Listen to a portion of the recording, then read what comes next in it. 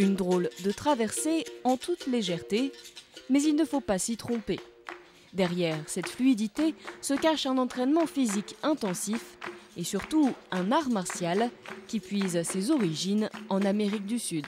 Ça vient de loin, ça vient vraiment des esclaves africains qui étaient transportés au Brésil, qui travaillent dans les champs de canne à sucre, qui viennent de là. Je trouve que c'est ça en fait, qui fait le côté noble de la capoeira. Il y a une histoire derrière. Une histoire vieille de plus de 5 siècles, à l'époque où les esclaves africains dissimulaient leurs entraînements au combat derrière ces mouvements acrobatiques que leurs maîtres interprétaient comme une danse. La capoeira d'aujourd'hui se nourrit donc de tout cet héritage. Armade, martel, cabissade. Des enchaînements répétés encore et encore, qui surfant sur le son des instruments traditionnels évoquent l'oppression, le désir de liberté, la solidarité, mais qui sont autant de preuves de puissance et d'agilité pour faire échouer l'adversaire. Ce que j'aime surtout, c'est la possibilité de pouvoir taper. J'ai le choix, je ne suis pas obligé.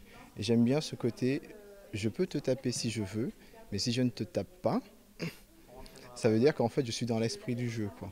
En fait, j'aime bien pouvoir montrer que je sais faire sans forcément le faire. Mêlant culture, danse, chant et art du combat, la capoeira séduit. Il y a une dizaine d'années, elle était même devenue un véritable phénomène de mode. Aujourd'hui, les rangs s'amenuisent, mais les passionnés restent. L'association de Bachir compte une 50aine de membres avides de partage, un maître mot dans l'univers de cet art martial qui continue de se transmettre sans pour autant être rattaché à une fédération.